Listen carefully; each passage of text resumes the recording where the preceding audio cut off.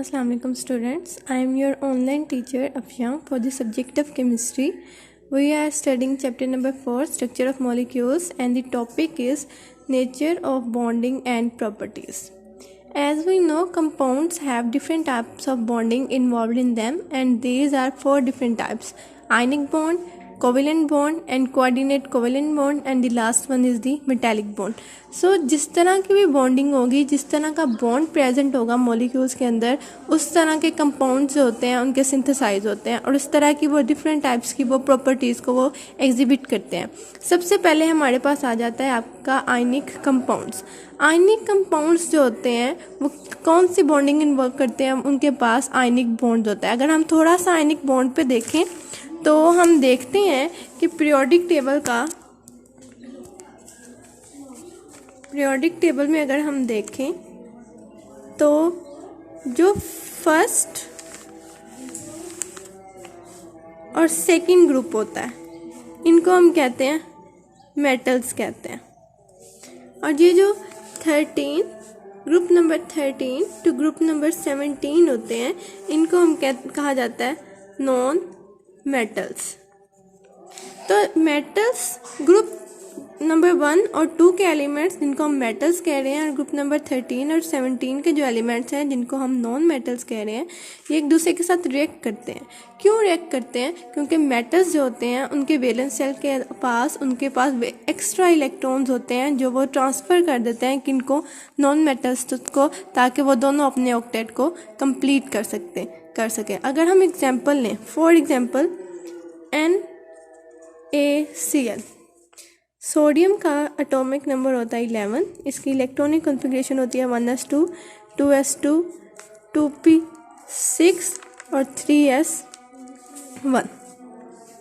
इसी तरह जो क्लोरीन होता है उसका एटॉमिक नंबर होता है 17, 1s2, 2s2, 2p6, 3s2 and 3p5. अगर आप इधर से देखें तो सोडियम के पास वैलेंस शेल में एक एक्स्ट्रा इलेक्ट्रॉन है और जो क्लोरीन है उसके फ्रेम में अगर आप देखें तो उसको अपना पास एक और इलेक्ट्रॉन चाहिए ताकि वो अपने ऑक्टेट को कंप्लीट कर ले. तो ऐसा होता क्या है कि सोडियम जो होता है वो अपना एक इलेक्ट्रॉन क्या करता है, डोनेट कर देता है और उसको हम शो करते हैं ऐसे, और वो चेंज हो जाता है Na पॉजिटिव में और उसके पास एक इलेक्ट्रॉन वो क्या करता है, लूज़ कर देता है. सिमिलरली क्लोरीन जो होता है वो उसी एक इलेक्ट्रॉन को क्या करता है, एक्सेप्ट कर लेता है और वो किस में चेंज हो जाता है, Cl नेगेटिव आयन में. अब आप देखेंगे दो ऑपोजिटली चार्ज आयन्स बन गए हैं, Na पॉजिटिव और Cl नेगेटिव. जब ये दोनों ऑपोजिटली चार्ज आयन्स कंबाइन करेंगे Na पॉजिटिव और Cl नेगेटिव तो वो एक कंपाउंड सिंथेसाइज करेंगे जिसे हम क्या कहते हैं, NaCl. और आपने बॉन्डिंग देखी तो वो बॉन्ड जो इनके अंदर इन्वॉल्व था, क्योंकि सोडियम ने अपना एक इलेक्ट्रॉन कम्प्लीटली क्लोरीन को ट्रांसफ़र कर दिया, इसलिए इनके पास जो बॉन्ड बना है वो आपके पास आयनिक बॉन्ड बनता है. और आयनिक बॉन्ड के रिजल्ट में जो आपके पास कंपाउंड सिंथेसाइज हुआ है उसे आप क्या कह रहे हैं, आयनिक कंपाउंड कह रहे हैं. सो इधर से हमने आयनिक कंपाउंड्स की डेफिनेशन देखी कि आयनिक कंपाउंड्स ऐसे एलिमेंट्स होते हैं, ऐसे कंपाउंड्स होते हैं जो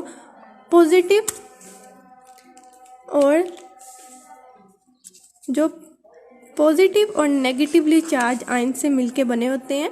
ये पॉजिटिव और नेगेटिव चार्ज आयन्स जो होते हैं वो इतने स्ट्रांगली हेल्ड होते हैं एक दूसरे के साथ, वो क्या कर लेते हैं, क्रिस्टल बना लेते हैं. कि जैसे आप इसमें देख रहे हैं इस पूरी डायग्राम के अंदर कि ये जो ग्रीन सर्कल्स हैं ये क्या हैं, आपके पास क्लोराइड आयन्स हैं, और ये जो रेड सर्कल्स हैं आपके पास वो किसको शो कर रहे हैं, सोडियम आयन्स के को शो कर रहे हैं. अगर आप देखें तो ये इतने टाइटली पैक एक दूसरे को, उन्होंने एक दूसरे को सराउंड किया हुआ है. उन्होंने क्या बना लिया, एक सोडियम की एक सॉलिड सी क्रिस्टल बना ली है जिसको ब्रेक करना क्या हो जाता है, बहुत ज़्यादा मुश्किल हो जाता है. इनके दरमियान में क्या होता है, इलेक्ट्रोस्टैटिक फोर्सेस ऑफ अट्रैक्शन होती हैं. ये क्लोरीन सोडियम को अट्रैक्ट कर रहा है, इनके दरमियान में इलेक्ट्रोस्टैटिक फोर्सेस ऑफ अट्रैक्शन है जिसकी वजह से ये स्ट्रांगली पैक है. इलेक्ट्रो का मतलब होता है चार्ज और स्टैटिक का मतलब होता है जो मूव नहीं कर रहा होता. तो वो फोर्सेस जो किसी ऐसे कंपाउंड के दरमियान में प्रेजेंट होंगी जब वो मूव नहीं कर रहे तो उस फोर्सेस को हम कहते हैं इलेक्ट्रोस्टैटिक फोर्सेस ऑफ अट्रैक्शन. तो यहाँ से हमने देखा कि आयनिक कंपाउंड्स के अंदर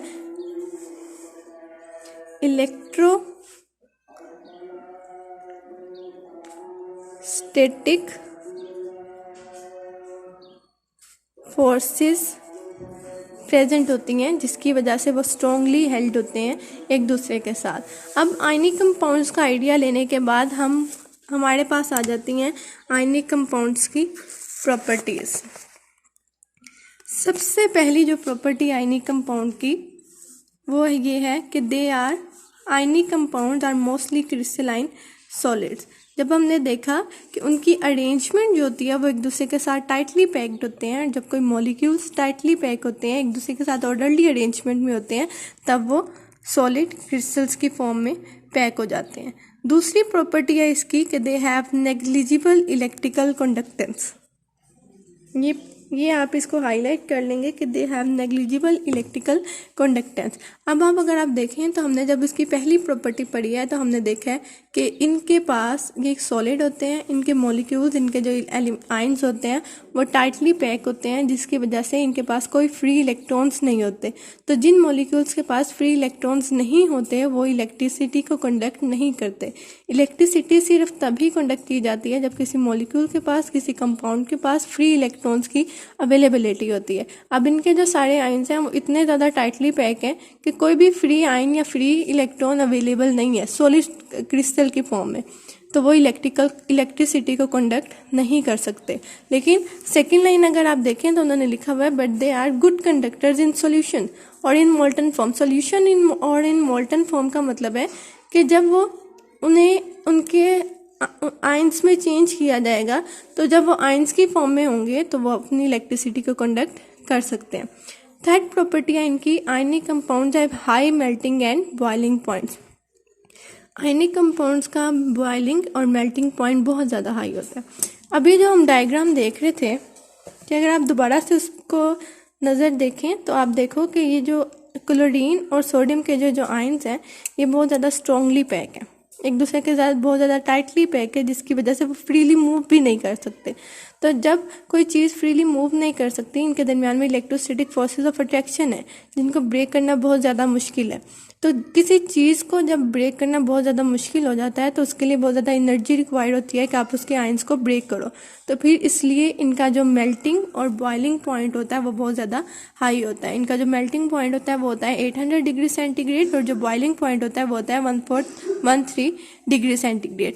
लास्ट में उन्होंने रीज़न लिखी हुई है कि as ionic compounds are made up of positive and negative ions there exist strong electrostatic forces of attraction between oppositely charge ions so a great amount of energy is required to break these forces. क्योंकि उन्होंने यही लिखा हुआ है क्योंकि वो tightly packed हैं, oppositely charge ions हैं, उनके दरमियान में इलेक्ट्रोस्टैटिक फोर्सेस ऑफ अट्रैक्शन है, इसलिए उन फोर्सेस को ब्रेक करना, उन आयंस को ब्रेक करना, उन कंपाउंड्स को ब्रेक करना बहुत ज़्यादा मुश्किल होता है जिसकी वजह से उनका मेल्टिंग और बॉइलिंग पॉइंट क्या होता है, बहुत ज़्यादा हाई होता है। लास्ट प्रॉपर्टी है इनकी they dissolve easily in polar solvents. इसकी आप अगर हेडिंग बनाएं तो इसकी आप हेडिंग बनाएंगे सोल्यूबिलिटी की। जो थर्ड आपकी प्रॉपर्टी थी उसकी हेडिंग्स बनती है इलेक्ट्रिकल मेल्टिंग्स एंड बॉइलिंग पॉइंट्स। जो सेकंड प्रॉपर्टी है आपकी उसकी हेडिंग बनती है इलेक्ट्रिकल कंडक्टेंस और जो फर्स्ट प्रॉपर्टी है आपकी उसकी हेडिंग बनती है क्रिस्टलाइन सॉलिड्स। अगर आप यहीं से देखें तो इसी को आप हाईलाइट कर लो। फर्स्ट है आपकी क्रिस्टलाइन सॉलिड्स, सेकेंड है आपकी इलेक्ट्रिकल कंडक्टेंस, थर्ड है आपकी मेल्टिंग एंड बॉइलिंग पॉइंट्स और जो लास्ट प्रॉपर्टी है वो है आप लिख लो इसके ऊपर सोल्यूबिलिटी। तो ये जो आयनिक कंपाउंड्स होते हैं वो इजीली सोल्यूबल हो जाते हैं वाटर के अंदर। क्यों वाटर के अंदर डिजोल्व हो जाते हैं? जैसे अभी हमने देखा था NaCl जो होता है वो अपने आयंस में ब्रेक कर जाता है, ऐसे Na पॉजिटिव में और Cl नेगेटिव में। जब कोई भी वाटर का मॉलिक्यूल इनके पास आएगा तो आप देख रहे हो हाइड्रोजन के ऊपर पॉजिटिव है, ऑक्सीजन के ऊपर नेगेटिव है। ये हाइड्रोजन जो होता है वो क्लोरीन को सराउंड कर लेता है, ये ऑक्सीजन जो होता है वो सोडियम को सराउंड कर लेता है, जिसकी वजह से वो इजीली वाटर के अंदर सोल्यूबल हो जाते हैं। नेक्स्ट इन्होंने एक छोटी सी प्रॉपर्टी लिखी हुई है, water has high dielectric constant that weakens the electro attraction between them.